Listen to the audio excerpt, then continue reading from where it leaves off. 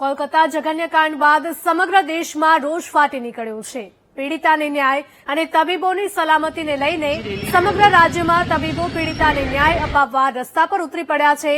દેશવ્યાપી વિરોધમાં Ahmedabad medical association પણ હડતાળની જાહેરાત કરી છે।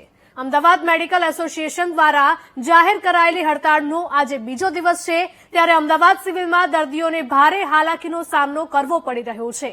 વહેલી સવારથી ઓપીડી અને સર્જરીની સેવાઓથી આજે પણ તબીબો અડગા રહેવાના છે, જેને લઈને આજે પણ હોસ્પિટલમાં તમામ વ્યવસ્થાઓ ખોરવાઈ જવાની સ્થિતિ પેદા થઈ છે।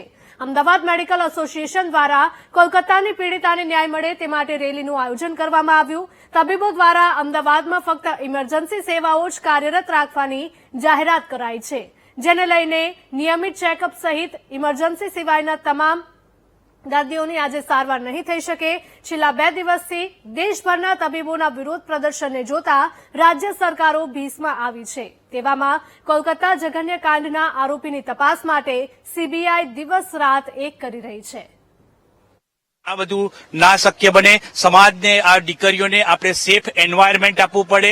અત્યારે એક સર્વે મુજબ પણ કે હાલમાં આપ જોઈ રહ્યા છો કે દીકરીઓ એટલી બધી છે કે મેડિકલ પેરામેડિકલ ફોર્સિસમાં દીકરીઓની સંખ્યા લગભગ 60 થી 65% જેટલી દીકરીઓ અત્યારે આ પેરામેડિકલમાં। એ લોકો જો રાત્રે સેફ રીતના કામ નહીં કરી શકે તો એ નહીં થાય। એના માટે અમે સેન્ટ્રલ ગવર્મેન્ટને પણ રિક્વેસ્ટ કરીએ છીએ કે આના માટે સેન્ટ્રલ પ્રોટેક્શન એક્ટ લાવે।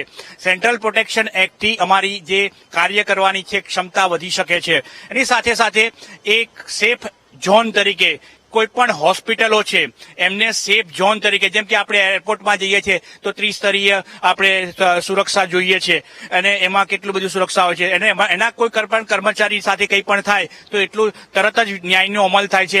એવું ડોક્ટરમાં પણ અમારા તબીબો સાથે અથવા પેરામેડિકલ સ્ટાફ સાથે કંઈક પણ પ્રકારનો આવો થાય તો અમને સેફ ઝોન ડિક્લેર કરે।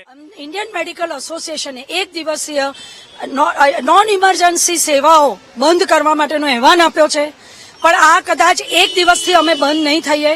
હવે એવું થયું છે કે સરકારે અમારું માનવું પડે।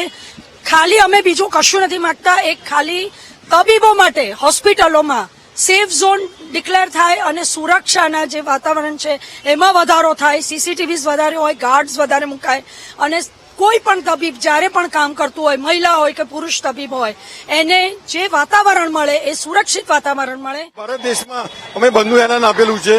આજની અમારી એક જ ડિમાન્ડ છે કે આજે જે મહિલા સામે જે ઘટના બની છે અને તબીબો સામે જે વારંવાર જે ઘટના બને છે એના માટે સેન્ટ્રલ પ્રોટેક્શન લાવી શકે અને સમગ્ર હોસ્પિટલને સેફ ઝોન તરીકે ડિક્લેર કરે એવી અમારી ડિમાન્ડ છે, જેથી આવનારા યંગ ડોક્ટરો અને તબીબો અને ખાસ કરીને તબીબો સુરક્ષાથી કામ કરી શકે અને સોસાયટીમાં કામ કરી શકે એવી તમારી એક જરૂરિયાત છે।